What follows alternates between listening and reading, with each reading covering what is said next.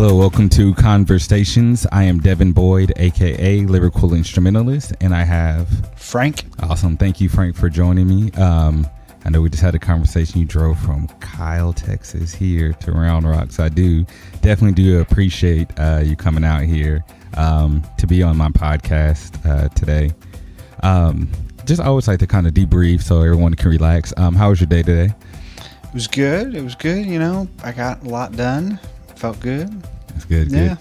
Good. Same. Like I've been able to work from home again, so I was able to get a lot of stuff done, like in between breaks and whatnot at work. So it's real relaxing to be back working from home.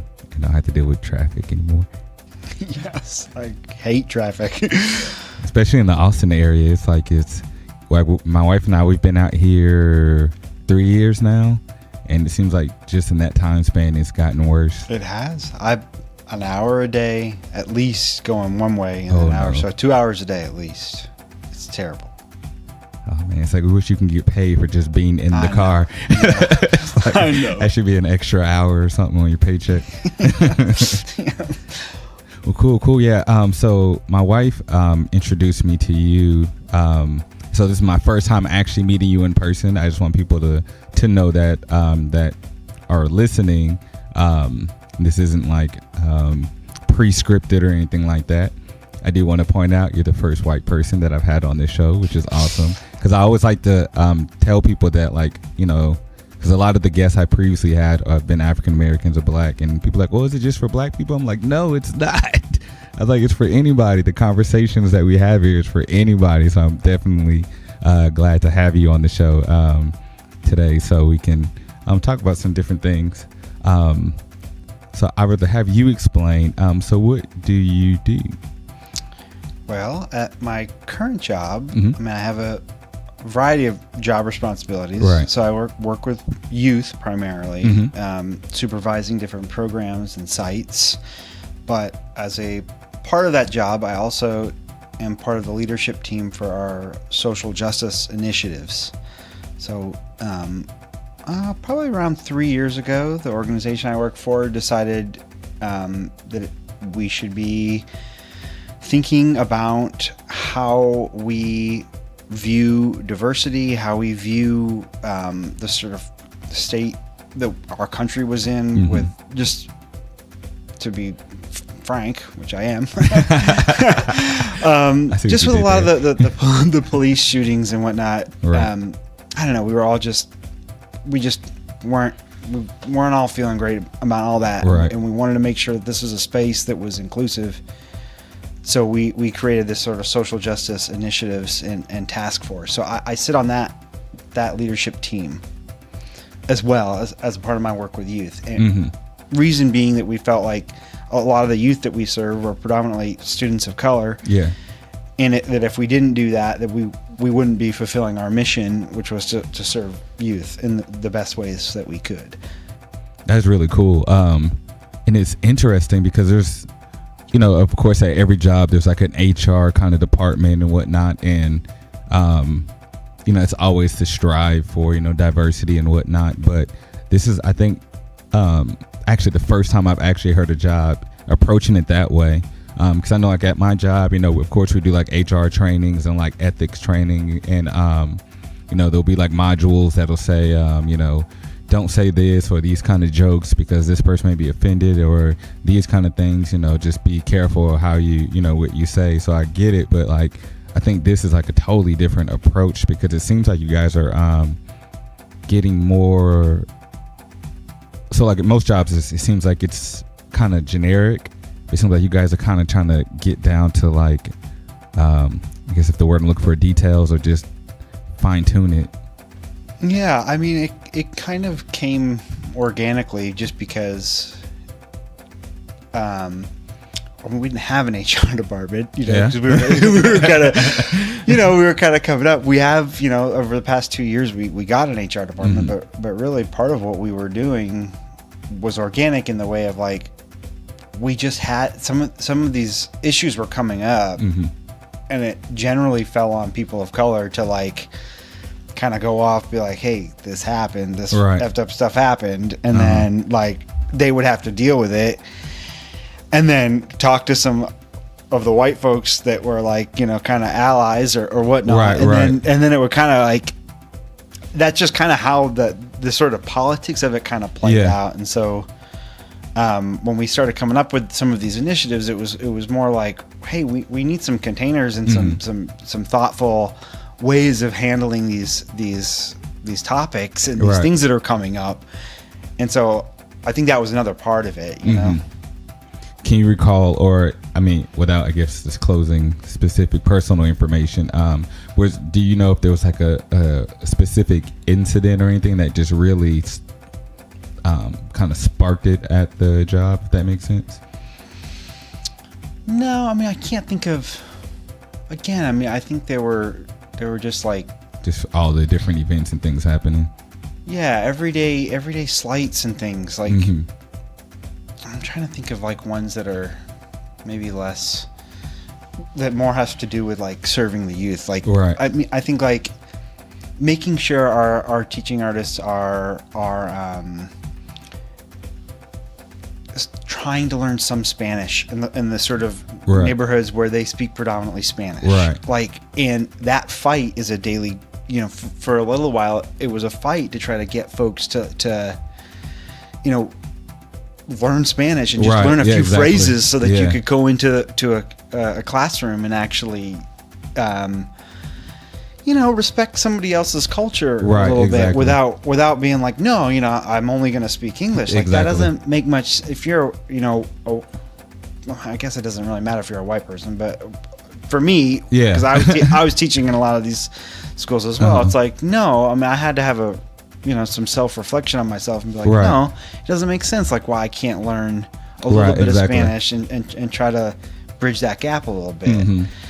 I'm glad you said that, bridging that gap, because that's kind of what all Conversations is about, is trying to bridge those kinds of gaps. And I'm glad you guys are doing it like that as well, because I totally agree. Like say if you're being in a particular area, whether like say you're white or not, like it's a great idea to be able to identify with the culture in some way, whether it be speaking a language or at least have an understanding of that particular culture that way. 'Cause I mean, just generally speaking, you're more likely to listen to somebody who you feel understands you.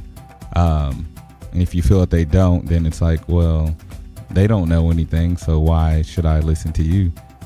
Yeah. I mean, that's kind of like what we try to do with our kids is like, they don't really care what you know until you know that they know that you care. It's like they have to know that, and that relationship has to be developed. So that's really cool. So one thing I want to ask, do you believe that, because you hear the word white privilege, do you think that is a thing?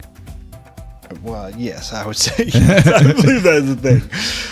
I don't mean to laugh, but it's like, I don't know. I feel like I've seen it. I experienced it daily, and I believe that is a real thing. Yeah. So what do you? Cause I know you kind of mentioned it. Like, what would you feel are the best ways to, I guess, approach it, or I guess that's the word I'm looking for. Approach it from your standpoint. Yeah, I mean, self-awareness. I mean, awareness is key. I mean, education to me is key. Learning history. I mean, that's key. I guess I don't know how to maybe put this in words, but I think somebody was telling me. One of my mentors was telling me, like, sometimes you got to go get your people. She used to say, go get your people. Yeah. And it was one of those things where it was like, I feel like white folks, and I don't want to stereotype all white folks, but I feel like this is true for me and my family and whatnot. We're so good at like ostracizing folks. So it's like, and within sort of white culture, we're really good at like, we turn our nose up at like progressive people, or we turn our nose up at people who don't hit the progressive marks or whatever. Gotcha. The things that like they're supposed to think or do, and then we're the good white people, you know. Right. Those are the bad white people, but we're not the racist white people, right. you know. And it's like, I don't know, that's something I'm really passionate about and that I'm working on in myself, is like, that's not how that goes. Like I can still show love.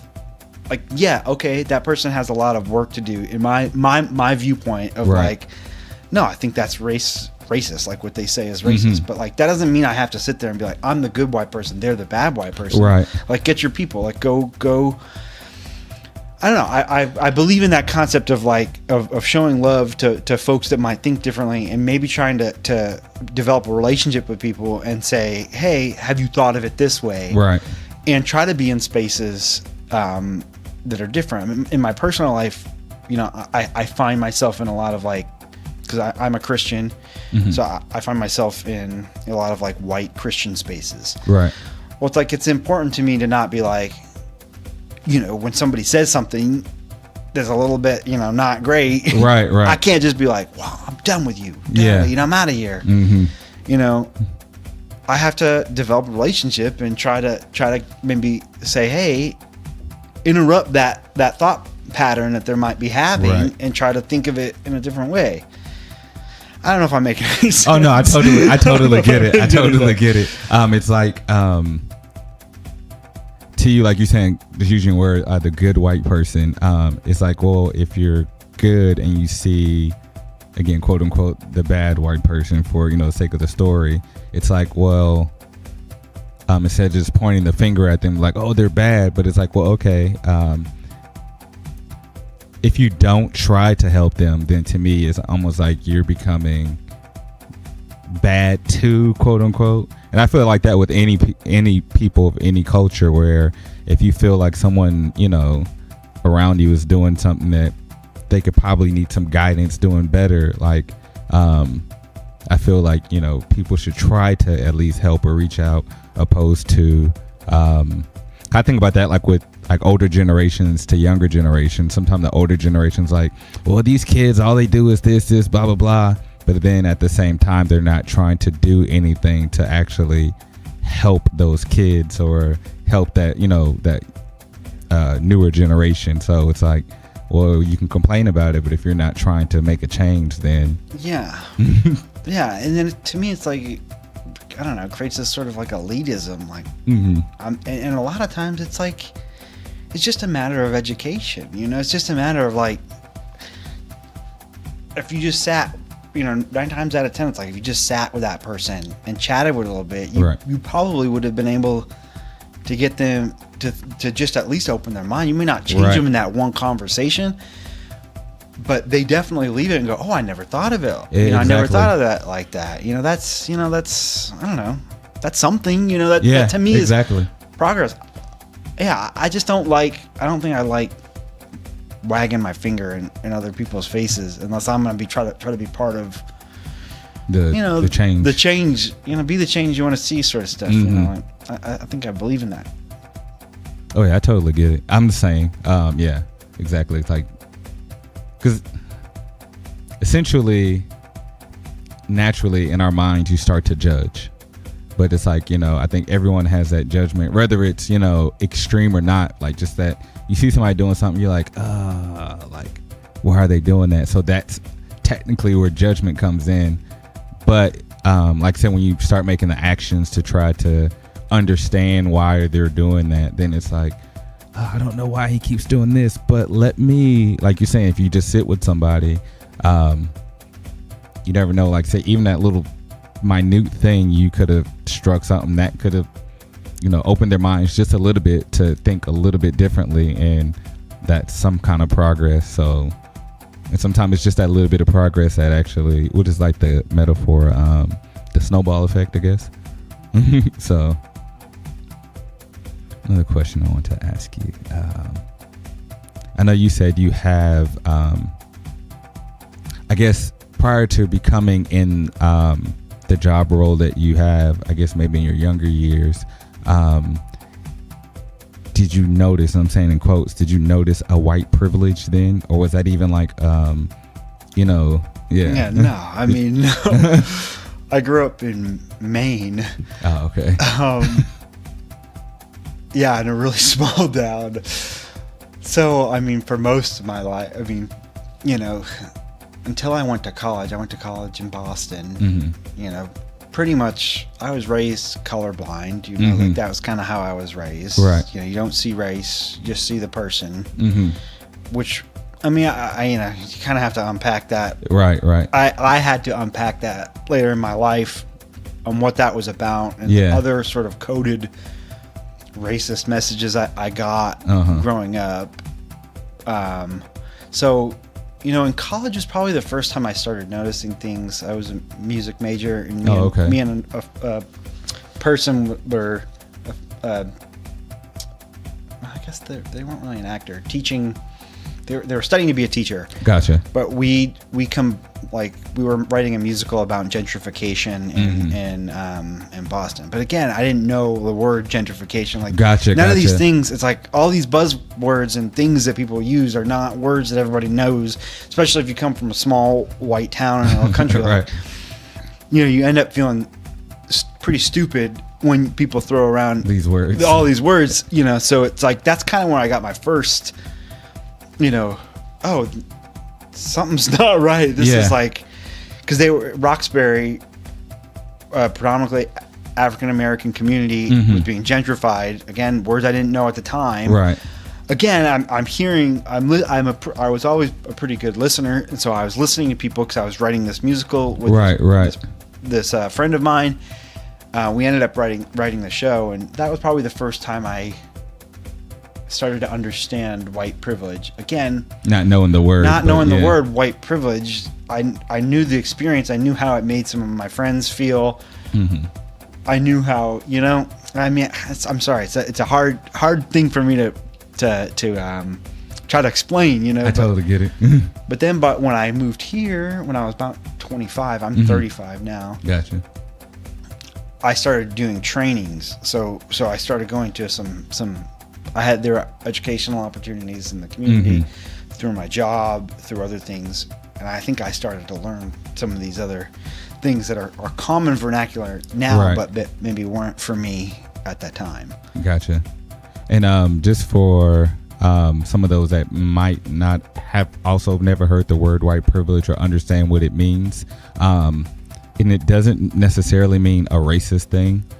It does, of course, have to do with the race, but basically, of course, as an African American male, the way, you know, I of course perceive it as well is just because of the fact that you're white, that you have all these different opportunities, whereas someone of color might not have had that same opportunity, which is maybe just think of a different thought, which I'll come back to that because this happens to me sometimes. I was thinking, but anyways, but yeah, that's kind of like the idea what white privilege is, and I think there is a large number of white people that don't see it, and not because they're not because they're not wanting to, just because kind of like what you said, like when you were younger, like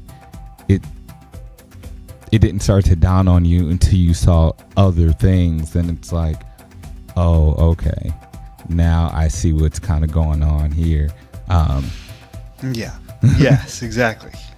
But kind of a side note, what made me think of is affirmative action, which I always was like back and forth with, where because I didn't agree with just giving someone a particular job just because you're trying to reach a certain demographic within the company. So it's like, well, yeah, this other person might be better qualified, but you're only putting this other person in the position just because of that. So I've debated with other black people about it. They're like, no, it's great. I'm like, it's not great. Yeah, you're in the position, but now you're just, to me, at that moment, it almost seems like whatever that person of color is privilege, right? So whether, if you know what I'm making sense. So like if you're more qualified for whatever this position is, but they give it to me because they're trying to have more black people at the particular position, but they give it to me over you. Yeah, I'm happy I got the position. But to me at that point, it almost seems like quote unquote black privilege at that point, because you're better for the job. Yeah, I mean, I hear what you say about. I disagree with that. But then, like, to back it up, then it's like, at the same time, was I initially, why am I not better for the position, right? So then that's kind of where I agree with it more. Because basically what I was just doing is kind of playing the antagonist in my head. Yeah. I was like, I don't know about that. But yeah, so then to me, it's like, well, was I provided all the same opportunities up until this point as you were? And I think that's kind of where the white privilege sometimes comes into play, where, we both went to a school, we both had an education, we both had a car, right? People, because that's what I think some people look at that, but it's like, okay, but well, the school I went to versus the school you went to, I was at this school that, because of whatever these issues are, I wasn't provided the same opportunities as you. And then I think, again, does that make sense? Yeah, it does. I mean, it's one of those things where it's like, I mean, also I take issue with like what is qualifications? Like, right. What does that mean? Like, even I think back to when I was in college and I was thinking about, some of my friends of color who worked 2 jobs, paid their rent all themselves, like did all that stuff, and they were going to school and like made, might have made B's and A's, but like the person whose rent is paid for, it's just kind of like, and it's funny now that I hire people, because I will take the person who I know is can hustle and can like do the thing, like won't sit there and try to, I don't want to say get out of work, but like they and I don't think that's necessarily, I don't know if that's a white thing or not, but I do know that like if I'm looking at 2 people, I want the person who has been through something in their life, and who has like hustled, rather than the person who had everything handed to them, because those are folks who don't, to me, understand like work ethic and things like that. So it's like, to me, qualifications like on paper to me are totally different than like when I get to know a person, and like you can't, integrity, hard work, those sorts of things are like not something that it takes some, I don't know. I totally get it. Yeah, and that's exactly how I feel as well, where I totally get it. Yeah, it's like who has, like I said, those better work ethics and like saying that hustle, that grind to actually want to do it, because typically that individual will work harder in their role to make sure that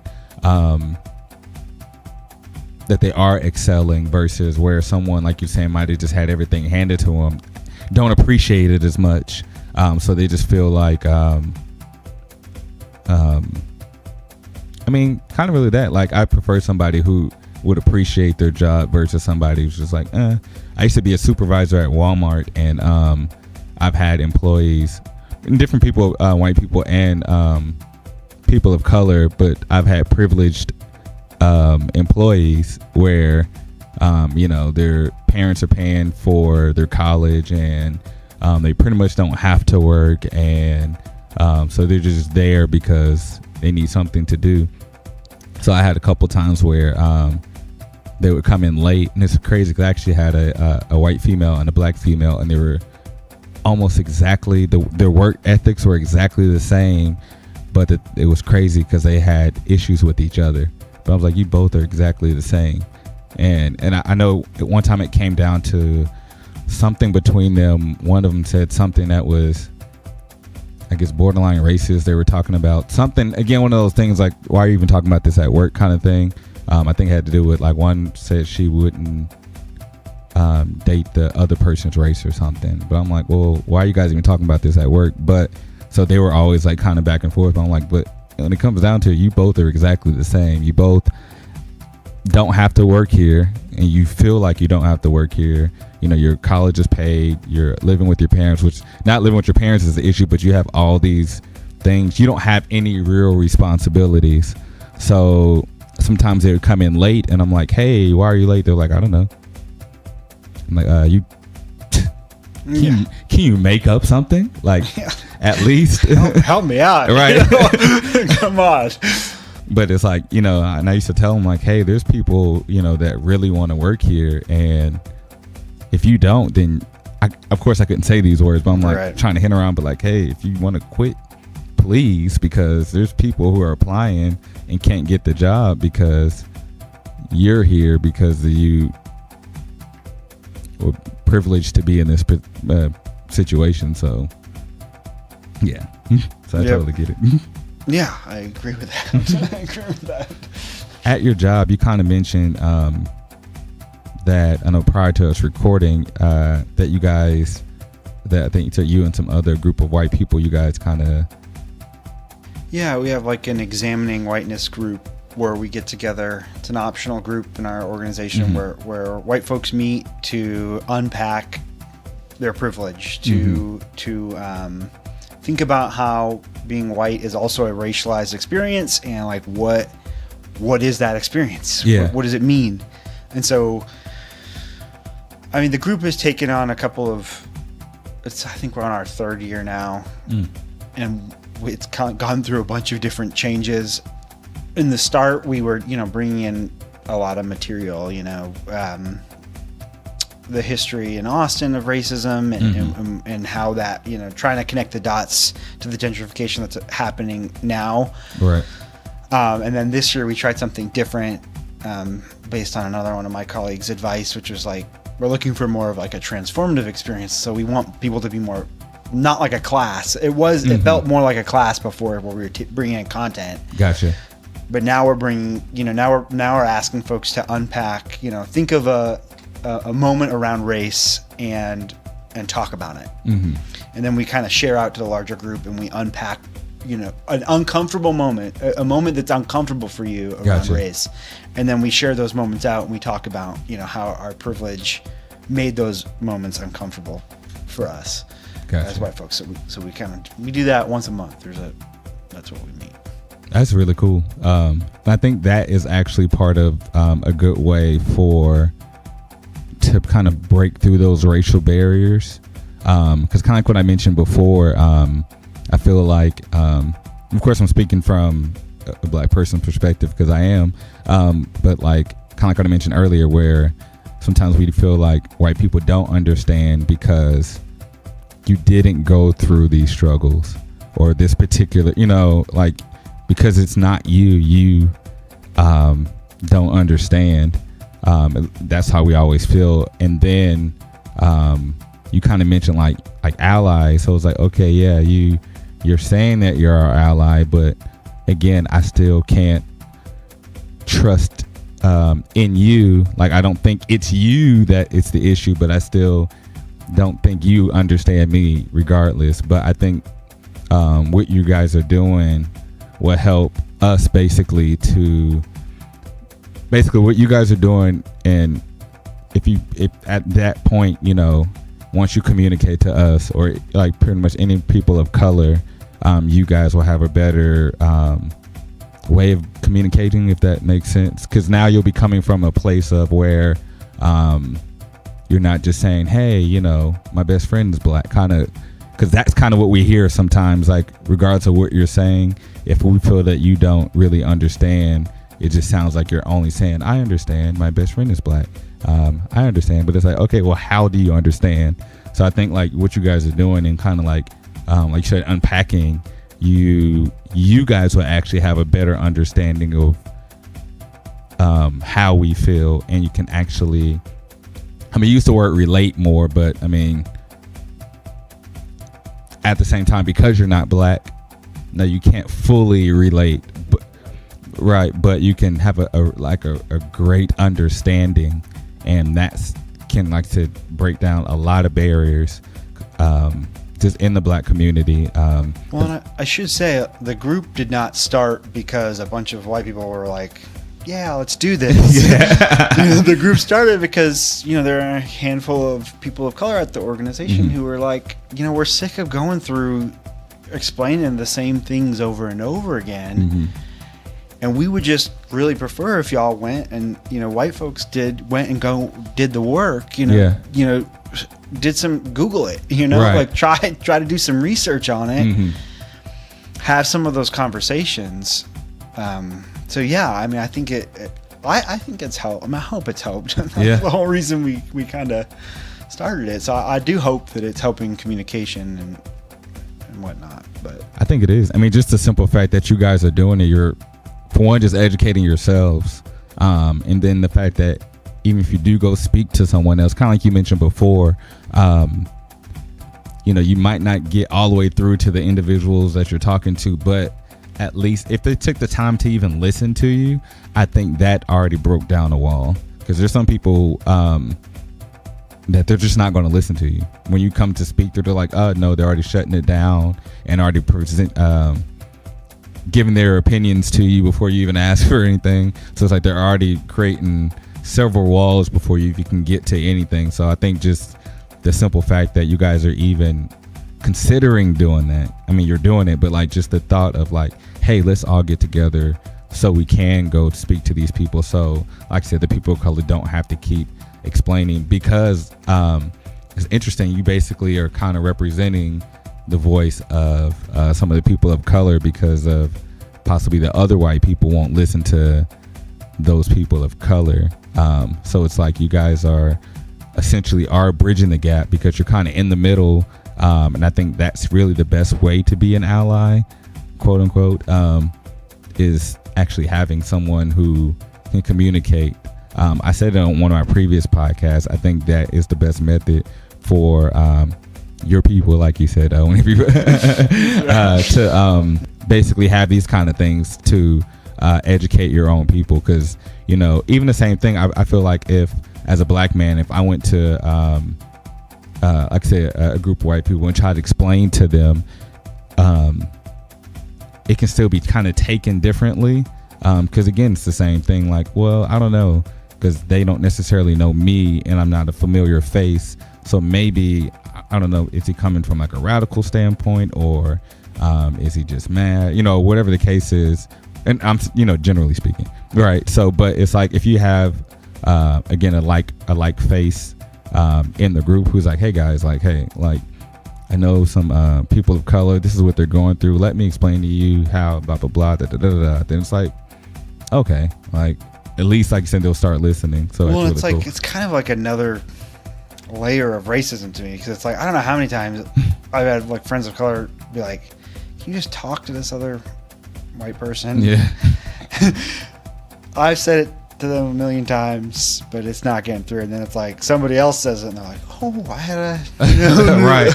And it's like, I mean, it's obviously wrong that happened, but it's like that. I feel like that has been my experience, at least, where like that's how it happened. Right. It's like it took some other white person to tell them, don't do that again. That's really hurtful.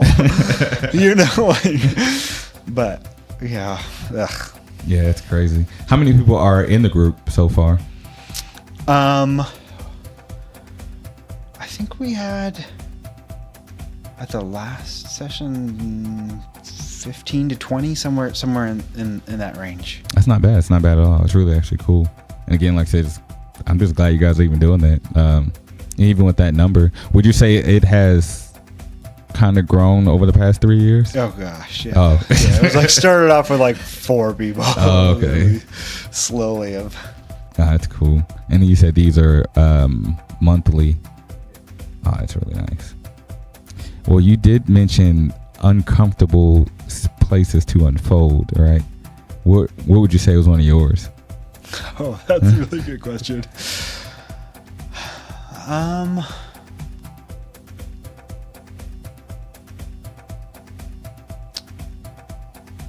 Probably, I mean, this has been an ongoing one for the last couple of years, but just like unpacking like racist things in my own family, people who I put on such pedestals. Oh yeah.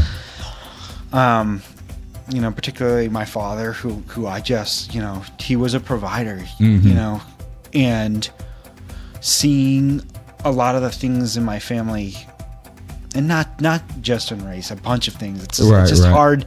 It's hard when the people that you love are all of a sudden brought down to such human levels. Yeah. And trying to deal with that, and how to keep people in your life and maintain your values, your newly found values, Right. and just try to navigating that world, Mm-hmm. and failing, you know, and Right. not doing the thing I said before, which is like loving people even though they fall short. Right. You know, and I don't just mean racially fall short, but just fall short as not being good brothers or fathers or whatnot. You know? Right. But anyway, so I guess that's probably the biggest one for me. Yeah. It's just like is noticing and seeing all the things that they did that were racist, that were those things, and like being like, oh gosh, Mm-hmm. how do you know? I don't know. I don't know. I know. I totally get it. I've spoken to a white friend who was dating someone black, but their family was totally against it. And I think after a while, like their family kind of or certain family members, but they were telling me the same kind of story where it's just like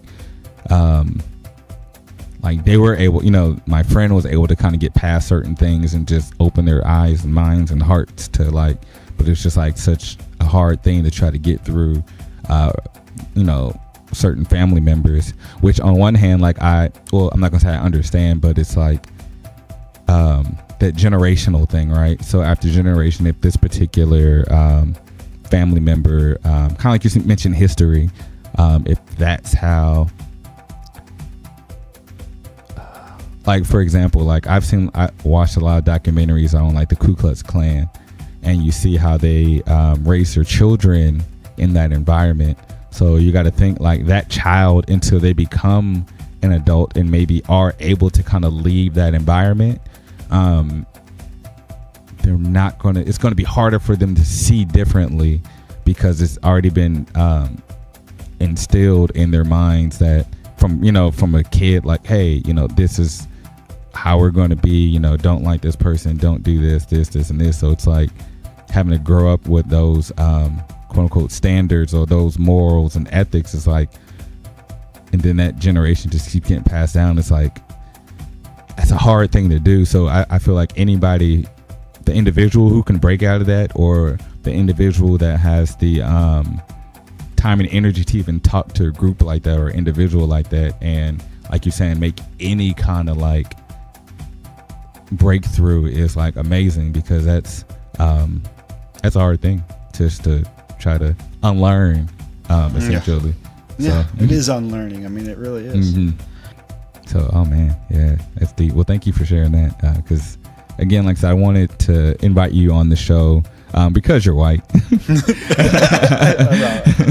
but because I wanted, like I said, to hear the white perspective from that. I mean, yeah, I could possibly do research and like find different people online who kind of probably do something similar to what you do, but to actually, it's better to actually hear the testimonial from somebody. And better, you know, I'm like, hey, I spoke to Frank. He's done this. He's experienced this. You know, he's part of this group who actually does this. Versus me just saying, yeah, you know, there's some people out there that do this.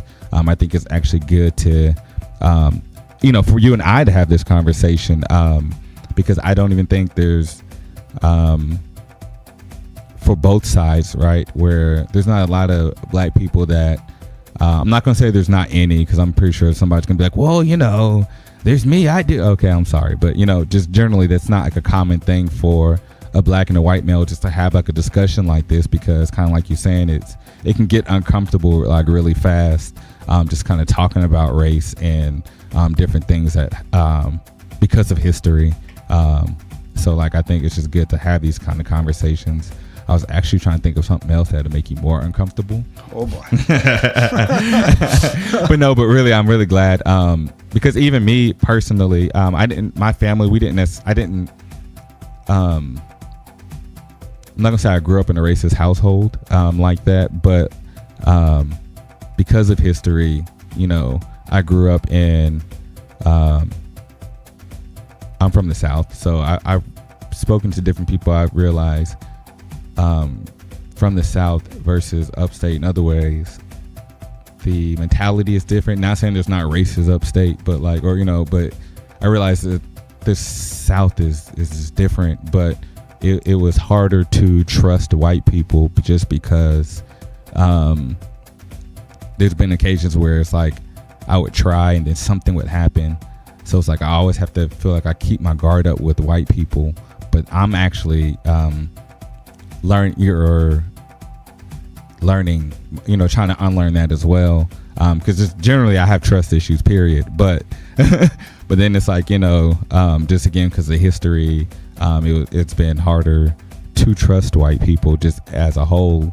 But there are like a lot of white people that I do trust, but again, it's just like every time I meet a new white person, I'm like, but like, and I'm admitting that here, because that's not a feeling I want to have, I want to be able to communicate with more white people and just people, anyone really, but like specifically white people, to kind of help me break through these barriers, because like that's not it's not a place of hate, but it's just that like whatever that is, but I don't want to have just a general, I don't want to, again, like you're in my house, it's just awesome, you know what I mean? So it's like that's breaking down like a level of trust right there.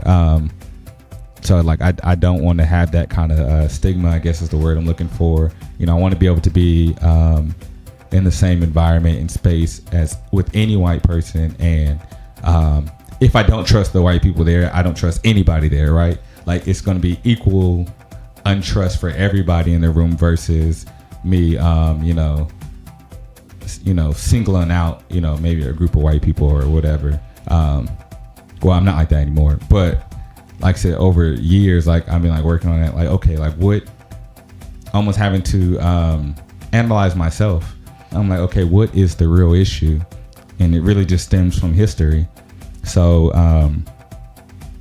then if you research history, there's always been a group of good people all the time. So like, when people think of slavery and all that, some movies don't depict it well enough, I feel, how much white people have helped. But at the same time, some movies don't depict how bad slavery actually was, and why some black people do have the feelings that they have. So I feel like, like you kind of mentioned education that needs to be brought forward, where everybody needs to be put in these uncomfortable situations so we can all become comfortable together versus somebody trying to do it all by themselves. Because I feel like sometimes when you try to learn things by yourself without having a full understanding, you're essentially learning it wrong, and you can be worse off than you were before. So if that makes sense. Yes. Well, like learning happens, in my opinion, best in community. Yeah. Mm-hmm. Like you're able to learn more, right, when you're talking to people. Yeah, exactly. So yeah, that's like, so that's what I'm trying to work on myself every day. Like I said, having these conversations on ConverStayShuns, so people can all, like I said, grow together. Like that was like kind of one of the biggest things when I even started this podcast. I was just saying, like you were saying, like the different police shootings and killings, and it's like after a while I spoke to black people and they were like, man, F white people. I'm like, okay, that's how is that going to resolve the issue? But then you have again, like while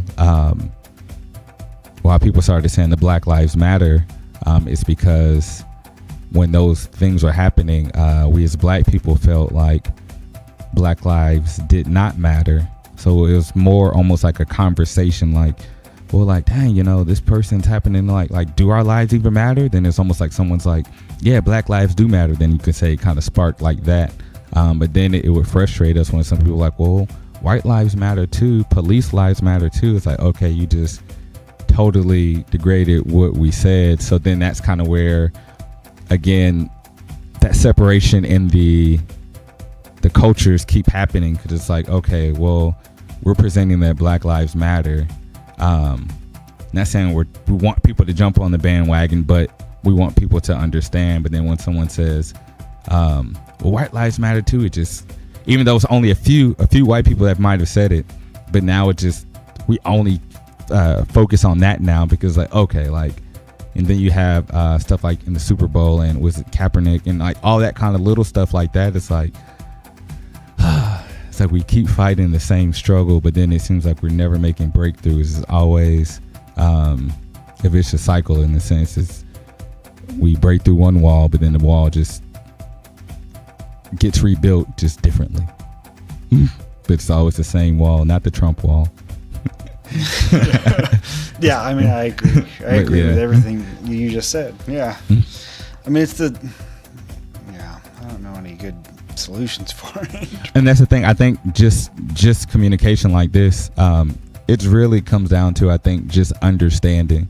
Because again, not trying to necessarily change someone's, well, I mean, like we were talking about racism. Yeah, I mean, that's just never good. Because to me, when somebody's racist and you have hate in your heart, to me, when you hate anything, really, whether you're talking about a people or food, if you hate, that's like a lot of like energy. It's a lot to consume to hate something.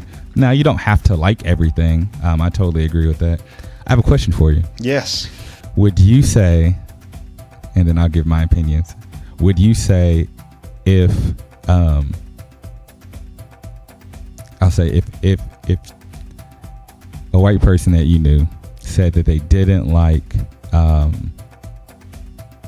don't know, Hispanic people, but they're cordial around them, it was like, I just don't like them, is that racism? Or would you say that it's bad?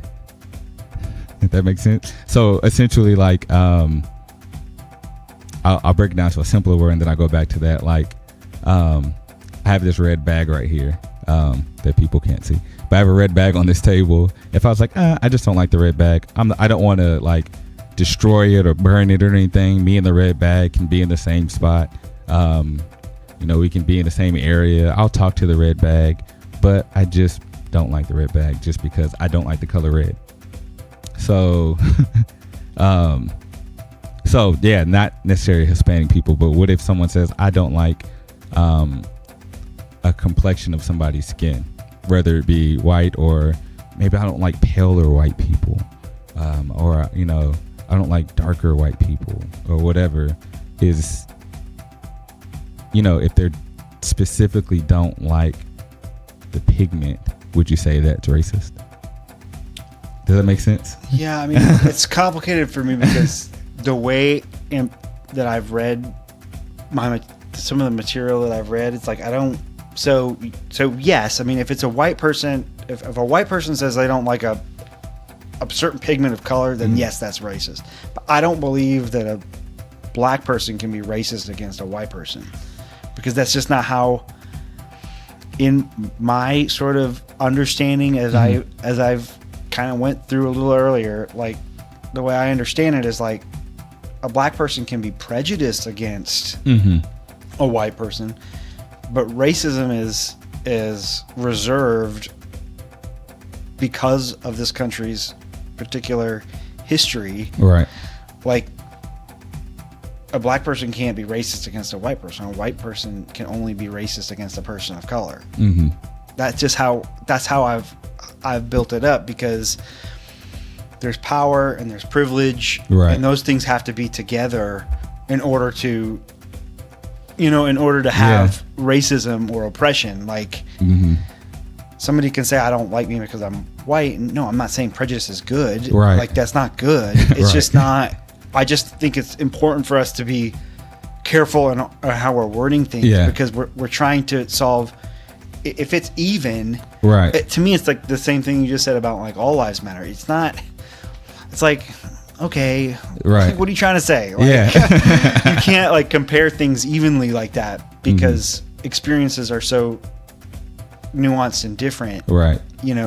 In this country especially. So it's like, I don't know. That's kind of where I'm at. I know, I totally get it. Like I said, I was just really just kind of throwing that out there just to kind of spark that. But yeah. I totally agree. I totally agree. And it's funny you say that, because I actually used to disagree when people said black people can't be racist. I'm like, well, yeah, anybody can be racist. But until somebody broke it down to me just the way you said, where it's like race plus power and privilege is the definition of racism. I'm like, and they said this on the last podcast I had, and like when they told me that, I was just like, wow, like that really like blew my mind, because I've never heard anybody define it like that. And then I actually went and looked it up, and I was like, I never knew that, because with society, racism is never broken down like that. It's just always if you don't like the other race, and that's too simple. Too simple. It doesn't account for a lot of other things. Like, and to me, if you're trying to be a part of somebody of a movement or a group of people, or just a person who wants racism to not exist, right? To me, once you start unpacking it and researching and like reading about it, you're like, oh no, like this is a particular thing, right, that is existing in a particular way, right? And if I want to dismantle it, or if I want to try to help with it, like I have to look at it in that way, right? Because I can't think of it as, these are, what's the old thing, like apples and oranges, right? Exactly. They're two different things, they're not the same thing. Yeah. Oh yeah. Totally. Like I totally agree. Yeah. And that, oh man, yeah, it's crazy. And it's like, it makes me feel good to have this conversation. I just feel like just us talking right here is already like just doing something. Yeah, it feels good. I was nervous about coming on because I wasn't sure, but it's been, I feel like this has been good, Oh yeah, just like I told you. Talking. Yeah, and that's the thing, yeah, it's just talking. Like I would love to see like two radical extremists from like, on the black side and on the white side, because maybe the black extremist isn't quote unquote racist, but I don't believe all of their thoughts on how we should handle racism, solve the problems, right? Because I've listened to I'm not going to say their names, because I know some of these people that I'm referencing are respected people around the world or whatever, but I've listened to a few different people's like their seminars or whatever, their what's the word I'm looking for, speeches, I guess you'll say, and like they'd make good points, but there'd be a lot of extreme stuff where I'm just like, okay, like if we do this way, what makes us so much better than the people that we're referencing?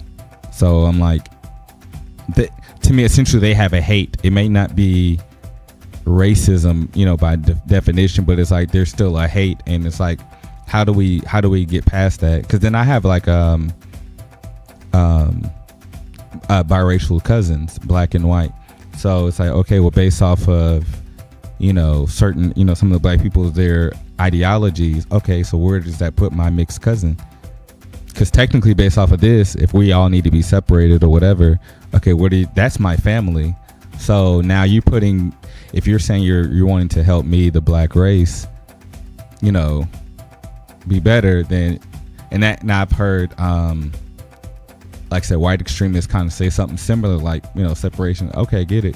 But what happens when your son or your daughter they have a biracial child? I also have biracial family, right? So it's like, where does that leave all of us? Yeah. So then it's like, well, you're saying, well, I've heard, like, well, we're we're for everyone being good or whatever. But then it's like when they say that, like you just contradicted everything. So it's like, well, where does that put the biracial person? And how do you help them? So it's like you're not really being fair in the sense of it all. Because like I kind of even get where both sides are coming from, right? I can form an understanding, to just give him benefit of the doubt kind of stuff, right? But then it's like, okay, so what is the true resolution where people don't have to die and be genocide and be displaced, and like where is there equal balance? And both extreme sides, I've never heard like a really good thing where it's like, okay, yeah, we can all live in harmony based off of what both are saying, but it's like it always comes back to some kind of clash all the time. So that's, and I'll debate with black people about that, because they're like, well, okay, I get it, but we got to think realistically at this moment. How do we resolve this? Sometimes I think, we're both extreme kind of peoples. They're thinking, I don't know where they're thinking from, but it's like, okay, we have these things. How do we just resolve this? Okay, yeah, you don't have to want to, you can, it's fine that you specifically don't want to date outside of your race. To me, that's not a problem. If you're just truly attracted to, your race, like you always hear women say, I want a guy who's tall, dark, and handsome. That's just your interest. That's fine. But it's like, not to hate somebody, but again, like I said, where do you find the balance? How do everyone live in harmony? And that's where I feel like people of the world need to, because the thing is, we're all here. We're all going to continue to be here. And as decades and decades grow, which I can say, even though I feel like, the racist barriers haven't broken down enough, but obviously you can look from just 20 years ago to now. I actually like seeing like different kids playing together, or different cultures and races. It's just cool just to see that. And even seeing just different people mingling together, it's always cool. Like okay, these people, everyone's just here genuinely because everyone respects each other and likes each other. And then you can talk to each individual like, oh, okay, this person completely has a different background from this person. No one's trying to necessarily assimilate to the other person's culture. It's like, I always like to say, I hate the word acting a race. People like, oh, you act white or you act black. Oh, yeah. To me, the only real acting, quote unquote, is if you're portraying what you think the other person's culture is, but it's not. Then yeah, now you're acting, right? Mm-hmm. If like you're like, oh, I think white people act like this, and so that's what you're portraying. Yeah, you're acting white, because if that makes sense. It's like you're. Yeah, well, it says more about the person who said it, right? And like what their thoughts on that all is. But I always like to see people who, because there is. I say all that because there is some people who I've met who be a person that they're not, right? And not because people can say, well, how do you know that they're not? Because you can tell that they're doing extra to try to impress a certain culture when that's not who you are. Just be who you are, whatever you are, just be that. So I always like to see people be who they are around different cultures, and to me that makes the other culture respect you, and you respect you more because I'm not changing who I am. Rather, whoever you decide who you are, but like be true to being that. Because I've spoken to I've had like black associates or friends or whatever, and when we get around different groups of people, they just totally change. It's like, and then when they get around me, they're like, yeah, bro, cause blah, blah. I'm like, just be who you are. Like, have you ever experienced that with any white people, that you feel like when they're around different groups of people, they just kind of change who they are? Yeah, I mean, it's tough because, I think for me, well, I guess for me personally, I think some of those things happen like in like economic, like classism type stuff. So it's like if I go home and I'm with people from Maine, I'm like, yeah, that was wicked good, yeah, right. It was hardcore. We like that was awesome, man. Yeah, it's like there's a certain accent that comes with being from I totally Maine. Get that. Yeah, that's like I can slip back into a little bit. Right. I can slip back into that.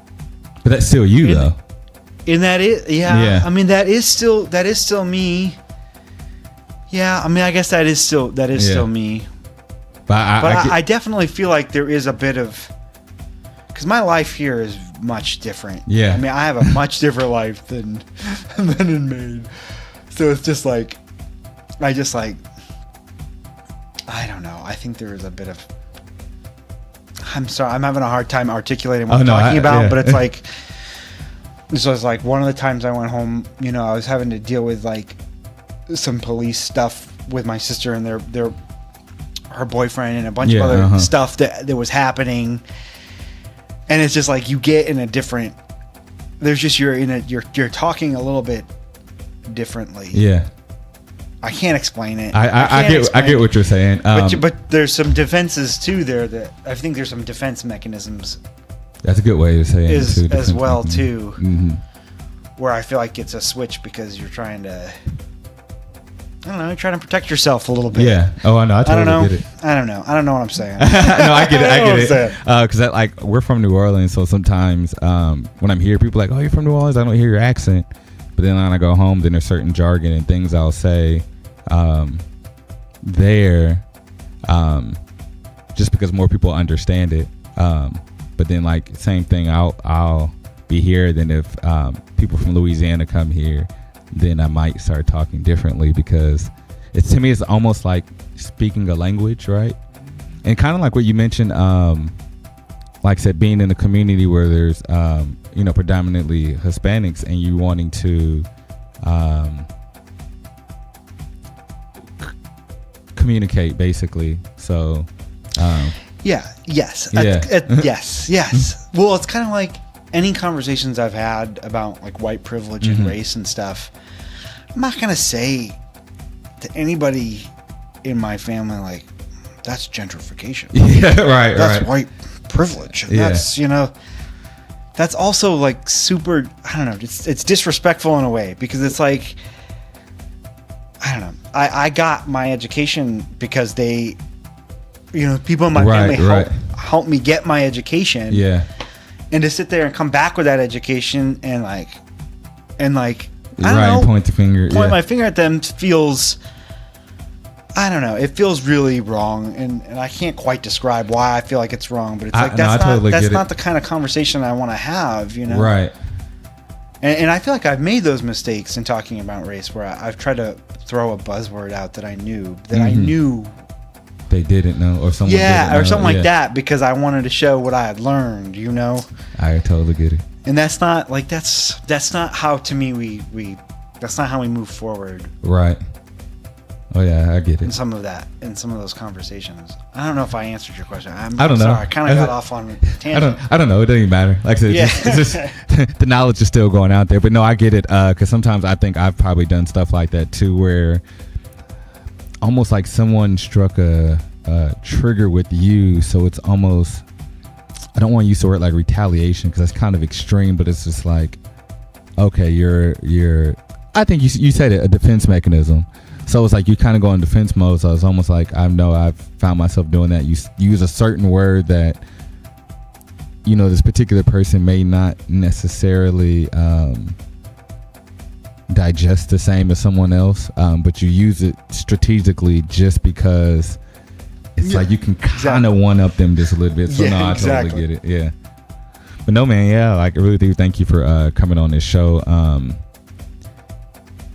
Because like I said, I think this conversation, I would like to have, like I said, a part 2 and 3 and 12 of this, same kind of things. I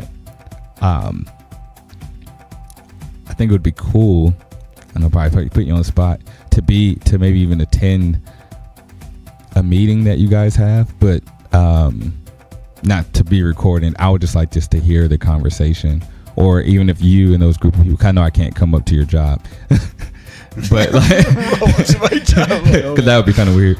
But even like to maybe you and maybe a few of the people in your group, I would just like to be able just to hear the conversation, if that's not something that outside of your job, right? Like, I don't know if we were just in some other safe space, if that's the thing. Let me think about that. Yeah, because it's in the direction we went in this year. It's been, I'm trying to think how to say this. Before, it was much safer. We brought in content, and folks really tried hard not to say anything that might be offensive to anybody. Right. But since we've taken this new turn, we kind of want our shit out there. We want people to share some of the things that they grew up with. Oh yeah, so I totally it's like, I know exactly what you're saying. Yeah. So it's like we're trying to create in the space, an opportunity where you can put your foot in your mouth and you can say that racist thing, and then somebody in the room is going to be there, and we're gonna work call it out. I totally. We're gonna work it out. So what I don't want is to put the other participants in a situation where like they're gonna have to now cover themselves or I don't want them. I want them to be able to say that racist thing, and then us be able to say, hey, that's racist because of da. Let's have a conversation about that. Yeah. Oh no, I don't know if that's good. I don't know if that's good. That's my instinct. That's instinct in the group is to make sure that space. But no, that is actually great, because that's how I feel about like any kind of like therapy type of set. That's why I kind of said earlier, like I said, that's why ConverStayShuns is not censored, because I feel like certain things have to be said, and then from there, you work on it. So I know I have an idea for another podcast episode that I'm not even gonna say what it is, but I already know it's going to be a hard conversation, just because of my ideas and thoughts with it, but at the same time I want to be educated on it too. But like the only way is to, like you're saying, say these certain things, because it's like I mentioned before, like I grew up when it came to like the LGBT community, like I didn't know any that wasn't that community didn't exist like it does now, and there were certain words that I used then that I literally didn't know, like I'm gonna say it, the word faggot. So when I grew up, like that was the word to describe gay, because I didn't know the word gay, I didn't know homosexual. So it's just like, and when we said it, we weren't necessarily saying it from a hateful spot, because this person was legitimately either homosexual, but then we called them faggot. But then I was like, as you got older, like that's horrible. Right, you unpack it. Yeah, exactly. So like I totally get what you're saying. Like, yeah, you guys need that safe space to be able to unpack. Yeah, so no, I totally get it. And I want to be clear too, like I'm not talking about what I don't want of that group, and what I don't want as a person who leads the group. I don't want to like foster white fragility, where like I think like we're patting people on the back, being like, no, you're not racist. Right. Like that's not the goal of the group. The goal is like we come into it with the understanding that I think we are all racist in some way, because we are within a racist society. Mm-hmm. And but I do want them to feel comfortable enough to share. Folks to share. I hope I'm making sense. No, yeah, totally. Like I get it 100%. Yeah, like to me, like I said, like a therapy session for somebody going to therapy for maybe PTSD or whatever. It's and it. I actually spoke with someone before, and essentially, some generational stuff like that could be very similar to how PTSD is. Maybe not. That's not the exact choice of words, but it's like, certain things trigger certain emotions similar to how, it's similar to that. So it's like certain things trigger certain emotions, but it's like, how do you learn how to deal with, opposed to going to this particular space? So yes, exactly. I totally get it. I've often compared it to like alcoholism. I have a lot of alcoholics in my family, and I feel like racism is one of those things where it's like, I feel for white people it's a very similar thing, because it's like almost ingrained, and you get comfortable with the privilege, and you get comfortable with it, and so it's like I feel like every session it's about trying to unpack. Right. Why do I turn to that? Right. Why do I always go back to that? Right. Oh no, I think that's great, and it's good that you said that, because I think that is like actually like probably the best way to even go about it. Just the fact that you guys are coming together and going about it in that manner, I think is like, that's perfect. So I wouldn't, I don't really know everything in details, but like I wouldn't even ask you guys to even maybe you should know like that. I think is the best way. Because again, I feel like when you hold stuff inside, it never gets addressed. So, and then if you don't say it the way that it's feeling inside, you're still almost like, this is going to be a weird analogy. That's all right. Right. Like if you, like, I don't know, if you had like food in your mouth and you were talking, like, like some of the food's going to come out, and maybe you need to actually get all the food out of your mouth because maybe it's gross food. But like when you're talking, some of it's coming out, but then you're still trying to hold some of it in. So then it's like, the more you hold it in, like that gross food, it just stays in your mouth longer, and it just gets worse and worse. So it's like, if you just spit it all out, then it's like, now we can go ahead and start cleaning up this mess that we just made. So yeah, I totally get it. Hope it ain't gross anybody out, but yeah. That's good. But cool, yeah. I mean, yeah. So yeah, definitely thank you for that. I'm trying to have this episode posted tomorrow, but yeah, thanks Frank for coming on here and expressing that. Oh yeah, no problem at all. Again, my name is Devin with ConverStayShuns, and see y'all next week. Thank you.